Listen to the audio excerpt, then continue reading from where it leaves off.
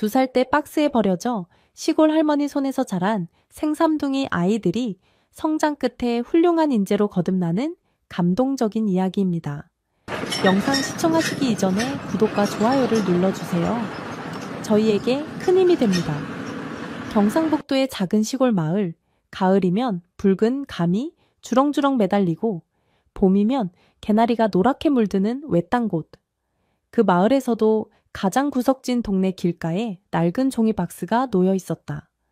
그리고 그 안에는 아무런 보호자도 없이 방치된 새 아이, 아직 말을 서툴게 뱉을 수 있을까 말까 한 생후 25개월 남짓된 생삼둥이 아이들이 쪼그려 앉아 있었다. 아이고, 맙소사. 이게 뭔 일이래. 마을에서 가장 연로한 69세의 정순이 할머니는 그날 새벽 부지런히 일어나 집 주위 길가를 쓸고 있었다. 그러다 그 박스를 발견하고는 쏘스라치게 놀랐다. 박스 위에는 간단한 문장이 적힌 메모가 붙어 있었다. 이 아이들 좀 잘 키워주세요. 죄송합니다. 단 2줄로 이루어진 그 편지는 너무나 비정하고 쓸쓸해 보였다. 아이들은 생삼둥이라고 하기엔 조금 달랐다. 한 아이는 큰 눈에 새하얀 피부를 가졌고 다른 아이는 동그란 얼굴에 웃는 모양이 사랑스러웠으며 세 번째 아이는 조용한 눈빛이 인상적이었다. 아직 이름조차 알 수 없었지만 서로 꼭 붙들고 가만히 울지도 않고 앉아 있었다. 할머니가 어이고 배고팠어라며 손을 내밀자 아이들은 겁먹은 듯 낯선 사람을 노려보았다. 할머니는 주위를 둘러봤지만 아이를 버린 사람의 흔적은 보이지 않았다. 마을은 워낙 인구가 적고 날이 밝기 전이라 몇몇 새벽 일찍 일어난 사람들 외에는 아무도 없었다. 혹시나 누군가 내려놓고 바로 떠났을지언정.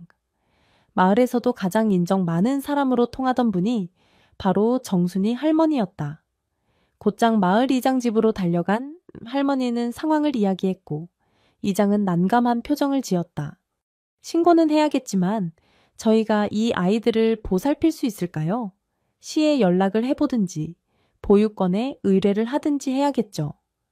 그러나 할머니는 걱정스러운 표정으로 고개를 흔들었다. 아직 애들이 너무 어려요. 똑바로 서지도 못하고 이런 작은 애들을 지금 당장 시설에 맡기는 건 너무 가혹해. 결국 마을 사람들의 논의 끝에 할머니가 당분간 아이들을 맡아 돌보기로 합의되었다. 도시로 보내버리면 서로 낯설고 힘들 테니 우선 이곳에서 지켜보자. 어차피 그 부모라는 사람이 나타날 가능성도 낮을 것 같으이라는 게 사람들의 말이었다. 할머니는 울상짓는 아이를 보고 슬픈 마음에 결심을 굳혔다. 내가 있잖니 걱정 말거라. 그렇게 새아이는 정순이 할머니 손에서 자라기 시작했다. 부엌 문턱도 넘기 힘들 정도의 키였지만 금세 고구마나 감자를 할머니 곁에서 깨작깨작 먹는 법을 배웠고 서로 손을 잡고 마당을 맴돌며 작은 발걸음을 뗐다. 할머니는 생삼둥이에게 이름을 지어 주기로 했다. 너는 하윤이라 하고 너는 할인이라 하고 너는 하영이라는 얼마나 좋니.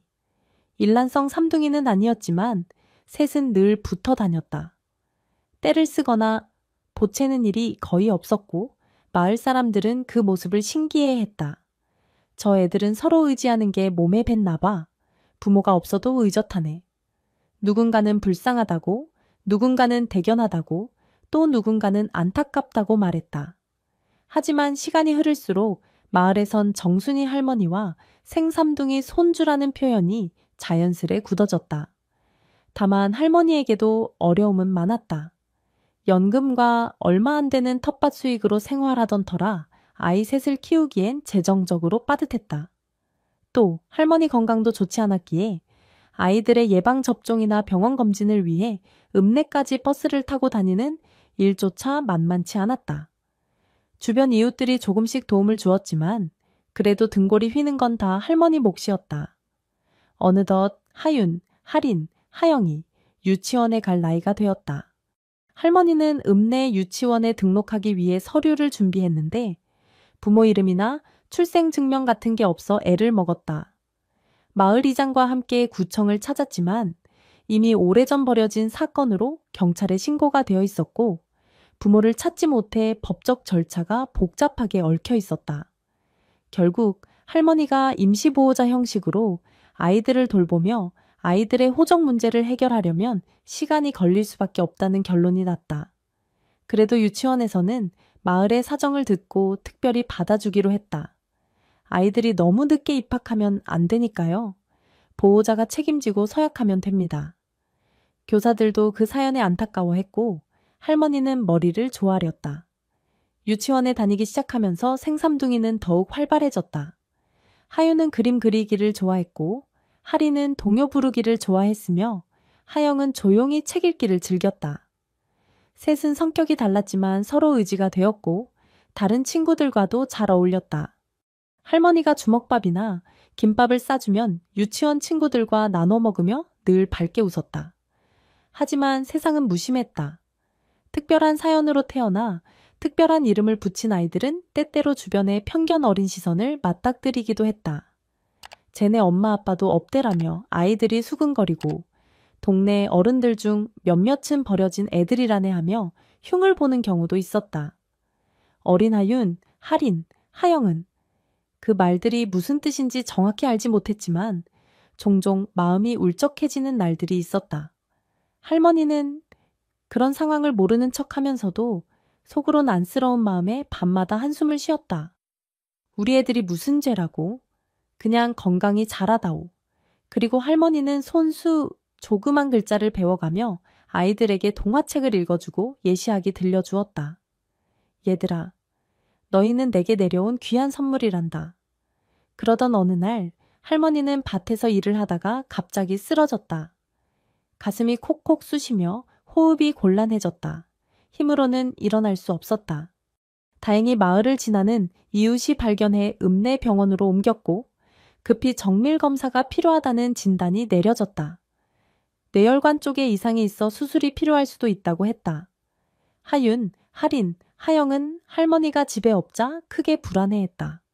아직 초등학교에 들어가기 전이었지만 상황을 대략 감지한 아이들은 울먹이면서 할머니를 찾았다. 마을 사람들이 돌아가며 아이들을 돌봐주었지만 할머니는 언제 와요라는 질문에 선뜻 대답해주지 못했다. 할머니를 잃을지도 모른다는 두려움이 아이들의 작은 가슴을 조여왔다.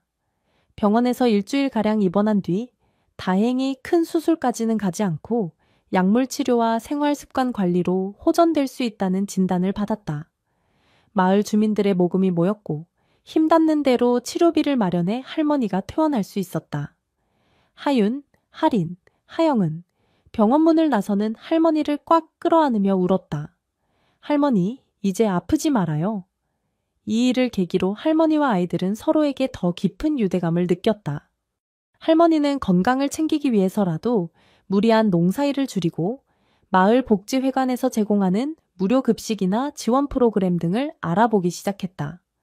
아이들이 초등학교에 입학하면 교육비가 더 들어갈 텐데 아직 경제적으로는 막막했다. 시간은 흘러 하윤, 하린, 하영은 초등학생이 되었다. 셋은 할머니를 대신해 집안일을 도우며 학교도 즐겁게 다녔다. 하윤은 글쓰기를 잘해 장문대회에서 상을 받았고 하린은 노래와 춤의 재능을 보여 학예회에서 주목받았으며 하영은 과학실험에 푹 빠져 상을 탔다. 마을 사람들은 어떻게 저렇게 똑똑하니? 할머니가 고생 많이 했구먼 하며 칭찬을 아끼지 않았다. 그러나 여전히 부모가 없는 아이라는 시선은 일부에서 계속되었다. 간혹 교사들이 가정통신문을 보내거나 학부모 참여 수업이 있을 때 생삼둥이는 애써 고개를 숙였다. 할머니가 나와주실까? 하지만 할머니 건강 문제 때문에 참석이 어려운 날이 많았다. 새아이는 할머니가 미안해할까봐 괜찮은 척했지만 마음 한편은 서운하고 외로웠다. 하윤, 하린, 하영에게 가장 큰 위기는 초등학교 5학년 무렵 찾아왔다. 할머니의 건강이 다시 안 좋아지며 병원에서는 고령인데다 뇌혈관계 질환이 재발하면 위험하다는 경고를 했다. 아이들이 사춘기에 접어들 시기였고 성장기 특유의 예민함도 겹쳐 생활이 어지러웠다. 경제적으로도 지속적인 병원비 부담이 커지자 할머니 혼자서는 감당하기가 어려워졌다. 마을이장과 주민들은 아이들을 위해 복지기관이나 후원단체에 연락을 시도했고 어느 비영리 단체에서 장학금과 생활비 일부 지원을 약속해 주었다. 덕분에 당장 끼니가 끊기는 일은 없었지만 장기적으로 도시로 이사해 병원에 더 가깝게 지내야 할지 고민이 됐다. 그러나 할머니는 내가 평생 살아온 땅을 떠나기엔 늦었어. 여기서 아이들과 마지막까지 함께하고 싶다라고 고집을 꺾지 않았다. 또 다른 문제는 생삼둥이의 친부모 문제였다. 법적으로 여전히 행정 처리가 미완료 상태였고 주변에서는 혹시 나중에 부모가 나타나면 어떡하냐는 말이 나왔다. 할머니는 안 그래도 이 문제를 곱씹으며 가슴 아파했다. 갑자기 나타나서 애들을 데려가지 않을까? 애들이 혹시 친부모를 그리워하면 어쩌나? 이런 생각이 할머니 머리를 하루에도 수십 번씩 맴돌았다. 하윤, 하린, 하영은 초등학교 고학년이 되면서 조금씩 자기 정체성에 대해 궁금증을 갖기 시작했다. 우리 엄마 아빠는 왜 우리를 두고 갔을까? 혹시 다른 이유가 있었던 건 아닐까? 할머니가 일부러 그 이야기를 꺼내지 않았지만 아이들은 마음속 깊이 의문을 품고 있었다. 한 번씩 TV 드라마에서 유기 관련 이야기가 나오면 서로 눈치를 보며 심란해지고 했다. 그렇지만 셋은 서로에게 말하지 않아도 할머니에 대한 감사의 마음이 더 컸다. 우리 할머니 정말 좋은 분이야. 어찌 보면 우리를 주워다가 키워주신 은인인걸. 하영이 말하면 하윤과 할인도 고개를 끄덕였다. 응, 우리도 할머니를 위해 꼭 성공해야 해. 아직 어리지만 그 마음은 절실했다. 아이들이 중학교에 진학할 때쯤 할머니는 하윤, 할인, 하영을 불러 앉혀놓고 진지하게 이야기했다. 얘들아, 혹시라도 너희가 커가면서 부모를 찾고 싶다면 할미를 원망 말고 언제든 말해. 나는 괜찮단다. 그래도 너희가 나를 떠나지만 않는다면 아휴, 이런 말해서 미안하다. 할머니는 말을 더 잇지 못하고 눈시울을 붉혔다.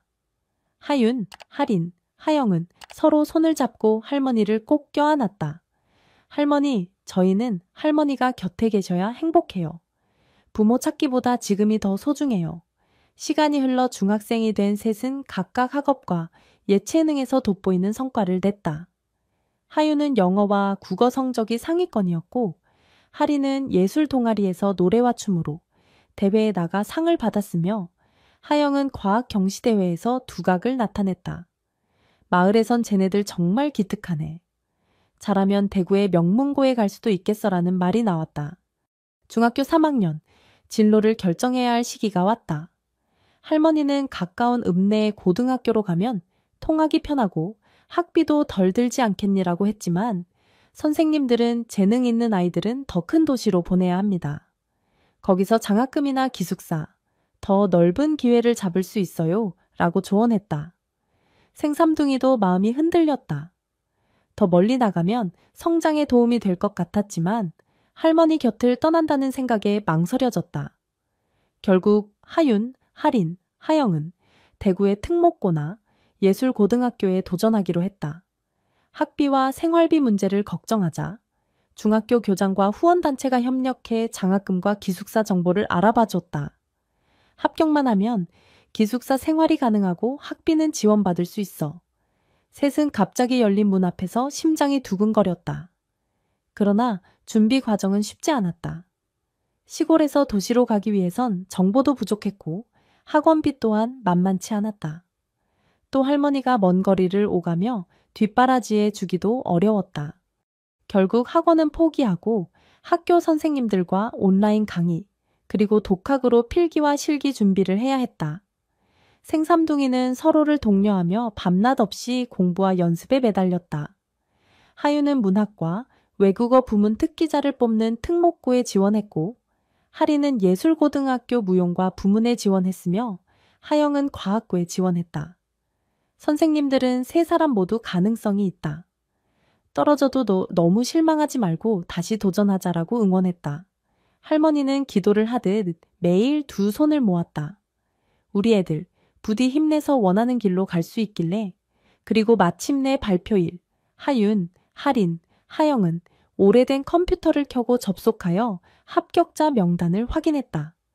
두 눈으로 숫자를 더듬던 하윤이 먼저 울음을 터뜨렸다. 우리 셋 다 합격이야. 할인과 하영도 놀란 얼굴로 합격을 확인하곤 부둥켜 안고 방방 뛰었다.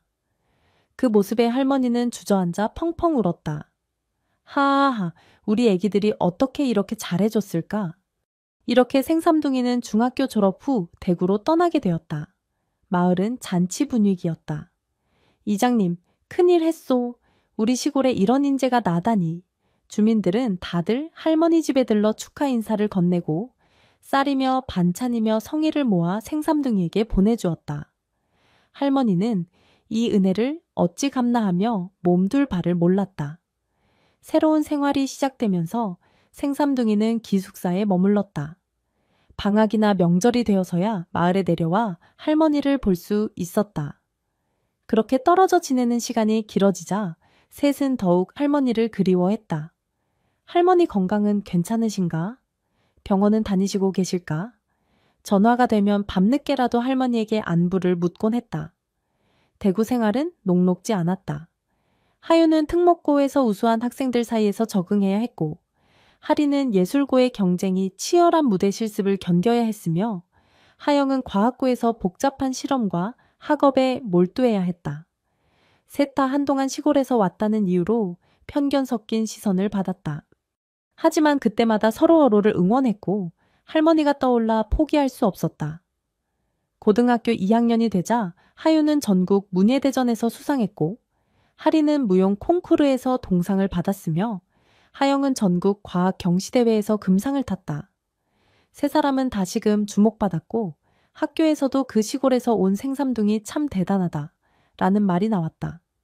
하지만 그럴수록 외로움은 커졌다. 함께 자라온 할머니의 품이 그리웠다. 명절 때마다 마을에 내려갈 때면 할머니는 아무렇지 않은 척 반갑게 맞아주었다. 하지만 하윤, 하린, 하영은 할머니 얼굴에 늘어난 주름과 가늘어진 손목을 보며 마음이 아팠다. 더 자주 내려오고 싶은데 학업도 있고 공연도 있고 시간이 부족하다는 현실에 죄책감을 느꼈다. 한 번은 겨울 방학 때 하린이 예술고 방학 과제를 마치고 기숙사에서 노래 연습을 하던 중 마을에서 전화가 왔다. 할머니가 또다시 쓰러지셨다는 소식이었다. 기숙사를 뛰쳐나와 막차를 타고 달려가 보니 할머니는 요양병원에 입원해 있었다. 위중하지 않았지만 고령의 당뇨와 혈압이 겹쳐 체력이 극도로 저하된 상태였다. 의사는 이제 혼자 지내기엔 힘드실 겁니다. 적어도 가사 도우미가 필요하거나 간병인이 있어야 해요 라고 말했다. 그러나 시골에서 그런 도움을 받는 건 비용이나 환경상 쉽지 않았다. 하윤, 하린, 하영은 고민에 빠졌다. 차라리 우리도 학교를 그만두고 할머니 곁에 있어야 하나? 하지만 할머니는 강하게 반대했다. 안 돼. 너희는 꿈을 이루러 대구로 간 거야. 나 하나 때문에 포기하면 평생 후회할 것 아니냐. 세 사람은 속이 상했지만 할머니 의지를 꺾을 수는 없었다. 결국 요양병원에 당분간 머무르도록 하고 마을 주민들이 틈틈이 집을 돌봐주기로 했다. 하윤, 하린, 하영은 새 학기가 되자마자 다시 대구로 올라가야 했다. 마음 한 구석이 무거웠지만 할머니의 격려에 힘입어 공부와 예술, 과학 활동에 전념하려 했다. 마침내 고등학교 졸업이 가까워졌다. 하윤은 대학 입시에서 문예창작학과에 지원했고 하리는 공연, 예술학과에 도전했으며 하영은 과학기술학과에 지원했다. 별다른 사교육 없이도 셋은 실력과 포트폴리오를 인정받아 대구의 명문 사립대에서 각 합격 소식을 받았다. 동시에 장학금을 약속받으며 할머니와 마을 주민들을 또 한 번 놀래게 했다. 졸업식 날 할머니는 몸이 불편함에도 불구하고 휠체어에 앉아 졸업식장에 참석했다. 우리 하윤, 하린, 하영, 졸업 축하해. 할머니는 흐르는 눈물을 감추지 못했다. 아이들은 졸업장과 꽃다발을 안고 할머니 무릎 앞에 앉아 울음을 터뜨렸다. 할머니 덕분이에요. 감사합니다. 정말 감사합니다. 그날 이후 생삼둥이는 더욱 할머니께 잘해야겠다는 마음을 품었다. 대학 진학 후에도 아르바이트를 하면서 학업을 이어갔고 틈틈이 장학금과 공모전을 통해 생활비를 마련했다. 의지할 부모도 없고 뒷배경도 없었지만 오히려 셋의 의지는 꺾이지 않았다. 대학생활 1학년 하윤은 캠퍼스 신문사와 문예 동아리에 들어가 글쓰기를 계속했고, 하리는 공연 연습실과 무대 경험을 쌓으며 다양한 오디션에 도전했으며, 하영은 과학연구소에서 프로젝트를 시작했다. 그 사이사이 할머니 안부를 챙기기 위해 주말이면 기차를 타고 마을로 내려가곤 했지만 시간이 충분치 않았다. 요양병원에서 지내는 할머니 곁을 오래 지키기 어려웠다. 할머니는 늙고 병든 몸이었지만 생삼둥이가 올 때마다 기운을 내며 응원했다. 네 걱정 말고 대구에서 열심히들 해라. 내가 혹시 세상을 뜨더라도 너희를 키운 것만으로 내 삶은 행복했으니. 할머니가 그런 말을 할 때마다 아이들은 눈물을 쏟으며 할머니, 그런 소리 마세요. 저희 빨리 성공해서 할머니 모셔갈 거예요 라고 해대내었다. 2학년이 된 하윤은 대학교 문예 공모전에서 대상을 받았다. 그녀가 쓴 단편소설은 버려진 생삼둥이와 그들을 키워준 할머니 이야기를 모티브로 한 것이었다. 심사위원들은 진솔하고 따뜻하며 인간의 내가 넘치는 작품이라며 극찬했다. 하윤은 시상식장에서 상패를 들고 이 상을 저를 키워주신 할머니께 바칩니다. 감사합니다 라고 전했다. 이 소식은 지역 신문에도 실렸고 마을 주민들은 박수를 보냈다. 무엇보다 할머니가 가장 기뻐했다. 하윤이가 나를 위해 글을 썼대. 아이고, 내 손주가 이렇게 훌륭한 일을 해내다니. 몸이 아파도 할머니 입계는 웃음이 떠나지 않았다. 한편 하리는 공모전이 아닌 오디션 무대에 도전했다. 학교 내에서 공연을 올리고 연극이나 뮤지컬 쪽으로 범위를 넓혀가던 중 우연히 드라마 OST 코러스 모집 공고를 접했다. 노래와 춤, 연기가 다 가능한 인재를 찾는다라는 말에 하리는 망설임 없이 지원했다. 그리고 치열한 찬트란의 끝에 최종 합격. 작지만 드라마 OST 코러스와 일부 댄스 장면에 참여할 기회를 얻게 됐다. 하리는 처음으로 제작진의 음향 스튜디오에 들어가 녹음했고 방송으로 자신의 목소리가 흘러나오는 순간을 맛봤다. 작지만 확실한 성취였다. 오빠, 나 TV 나왔다. 하리는 하윤과 하영에게 전화로 환성을 질렀고 둘도 기뻐하며 잘했어, 하리나. 이제 시작이야 라고 응원했다. 그 무렵 할머니의 병세가 다시 악화되었다. 의료진은 이젠 중환자실에 한번 들어갔다가 상태를 봐서 다시 요양병원이나 집으로 돌려보내야 할 수도 있다라고 했다. 하윤, 하린, 하영은 대학 강의를 모두 조정하고 병원으로 달려갔다. 할머니, 제발 조금만 더 힘내요. 우리 이제 막 꿈을 펼치기 시작했는데. 할머니는 간신히 눈을 뜨고 생삼둥이 손을 잡았다. 난 너희가 잘 되는 것만 보면 돼. 걱정 마. 병실에서의 긴 밤이 지나고 할머니는 극적으로 위기를 넘겼다. 의사도 정말 대단하신 분이라며 놀라워했다. 하윤, 하린, 하영은 안 돼. 한숨을 쉬면서도 할머니에게 시간이 많지 않다는 걸 알기에 더욱 결심을 다졌다. 하루 빨리 자리 잡아서 할머니를 모실 거야. 돈 걱정 안 하게 병실 VIP라도 쓰시게 해드릴 거야. 그렇게 대학 3학년, 하윤은 문학상에 여러 차례 도전했고 하리는 공연계 인맥을 쌓으며 차츰 활동 범위를 넓혔으며 하영은 과학연구로 여러 공모전에서 수상했다. 셋은 좁은 자취방에서 함께 지내면서 학업과 아르바이트를 병행했다. 밥값을 아끼기 위해 편의점 도시락과 학식으로 때우고 새벽까지 글을 쓰거나 연습실을 빌려 리허설을 하거나 실험 데이터를 분석하기도 했다. 어느 날 하윤에게 대형 출판사에서 연락이 왔다. 공모전에서 주목받은 작품이 인상 깊었습니다. 장편 소설을 써볼 생각은 없으신가요? 하윤은 가슴이 뛰었다.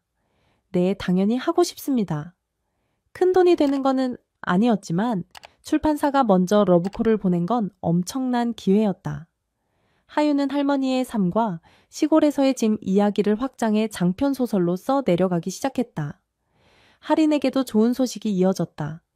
한 뮤지컬 기획사에서 신인 오디션을 열었는데 그녀의 노래와 춤을 눈여겨본 스태프가 정식 캐스팅 제안을 했다. 조연급이기는 하지만 정식 출연 계약을 맺는 겁니다. 하리는 결코 흔치 않은 기회임을 알았다. 네, 정말 감사합니다. 할머니 생각이 간절했지만 지금은 최선을 다해 이 기회를 잡아야 한다고 다짐했다. 하영에게는 과학연구소에서 프로젝트 리더로 활동할 기회가 주어졌다. 그녀의 논문 초고가 학회에서 주목받으며 대학원 진학 추천까지 받았다. 하영은 이건 시작일 뿐이야. 할머니를 위해 더 큰 성과를 내야지라고 다짐했다. 세 사람이 각각 문학, 공연, 과학 분야에서 조금씩 자리를 잡아가던 어느 날 요양병원 측에서 전화가 왔다. 정순이 할머니께서 계속 집에 돌아가고 싶어 하십니다. 본인의 의사가 강해 더 이상 말릴 수 없는데 보호자분들께서 조치를 취하셔야 할 것 같아요. 이미 고령인데다 할머니는 집이 그립다며 고집을 부린다고 했다. 하윤, 하린, 하영은 고심 끝에 학기를 잠시 유예하거나 온라인 강의를 들으며 시골에서 할머니를 돌볼 방법을 고민했다. 그러나 세 사람 모두 결정적 시기에 있어 활동을 중단하면 지금껏 쌓은 것을 놓아야 할 수도 있었다. 결국 마을 주민들과 상의한 끝에 할머니 집에 간병인을 간단히라도 고용하기로 했다. 비용은 세 사람이 아르바이트비와 공연 원고료, 연구비를 모아 충당하기로 했다. 간병인을 구하는 일도 쉽지 않았지만 다행히 인근 도시에 사는 한 중년 여성이 월급을 받고 주 5일 정도 방문해 할머니를 돕는 형식으로 협의가 되었다. 할머니는 내가 미안해서 어쩌나 했지만 생삼둥이는 미안해 하지 마세요. 저희가 벌어서 쓰는 거예요 라고 말했다. 할머니는 그런 아이들을 보며 고마운 마음에 가슴이 벅찼다. 이후 몇 달간 할머니는 시골집에서 간병인과 함께 생활했다. 상태가 나아지면 마당에 나와 햇빛을 쬐고 하윤, 하린, 하영이 주말에 내려오면 반갑게 맞았다. 세 사람도 바쁘긴 했지만 번갈아 가며 할머니에게 찾아갔고 그때마다 마을 주민들이 자랑스러운 아이들이라며 반겼다. 하윤의 장편 소설은 점차 마무리 단계에 들어갔다. 출판사 편집자와 상의하며 원고를 수정하고 그림이나 사파를 준비하는 과정을 거쳤다. 책 제목은 할머니의 새빛으로 결정되었다. 시골 할머니 집에 뿌려진 씨앗, 새알이 아름다운 빛이 되었다는 의미를 담았다. 그 제목에 하윤은 자신의 모든 마음을 실었다. 출간이 임박했을 때 출판사에선 광고와 홍보를 마련했다. 젊은 신인 작가의 감동 실화, 버려진 생삼둥이와 그들을 키워낸 할머니의 기적 같은 이야기라는 문구가 들어갔고 인터뷰 요청도 따랐다. 하윤은 처음에는 부담스러웠지만 나와 하린, 하영, 그리고 할머니의 인생은 누군가에게 희망이 될 수 있을 거야 라고 생각하며 인터뷰에 응했다. 결국 도서가 출시되었고 인터넷 서점에서 예비 독자들의 관심이 커졌다. 발매 첫 주부터 소위 입소문이 나기 시작했다. 진심이 느껴진다. 눈물이 뚝뚝 떨어진다. SNS 블로그에서 호평이 쏟아졌다. 하윤은 며칠 만에 베스트셀러 목록에 오르는 기쁨을 누렸다. 반면 하리는 뮤지컬 무대에 서기 위해 매일 같이 연습실과 생활을 함께했다. 조연이라고 해도 대사가 있고 춤과 노래의 호흡을 맞춰야 하는 장면이 많았다. 배역을 완벽히 소화하려면 엄청난 노력과 체력이 필요했다. 수많은 연습과 시행착오 속의 하리는 점차 무대 체질을 익혀갔다. 드디어 공연 개막일, 하리는 조연, 역으로 무대에 올랐지만 강렬한 존재감을 보였다. 그녀의 노래와 춤 실력은 관객들을 사로잡았고 공연 종료 후 SNS에선 조연 중에 뛰어난 신인 발견이라며 찬사가 이어졌다. 담당 PD는 하린 양, 다음 작품에선 좀 더 비중 있는 역을 줄 수도 있겠어요? 라고 칭찬했다. 그 무렵 세 사람에게 또 다른 기적 같은 사건이 일어났다. 하윤이 출간한 책을 기반으로 다큐멘터리를 만들고 싶다는 TV 방송국의 제안이 온 것이다. 실제로 시골에서 할머니가 생삼둥이를 키운 장면을 취재하고 그들이 성장해 오늘에 이르기까지 스토리를 담고 싶다는 계획이었다. 하윤, 하린, 하영은 잠시 망설였지만 이 기회가 우리의 은혜 갚기에 도움이 될 거야 라고 생각해 수락했다. 다큐멘터리 촬영팀이 할머니 집과 마을을 방문해 생삼둥이의 발자취를 따라갔다. 마을 주민들은 일제히 환영했고 할머니는 어색해하면서도 손주들을 자랑스레 소개했다.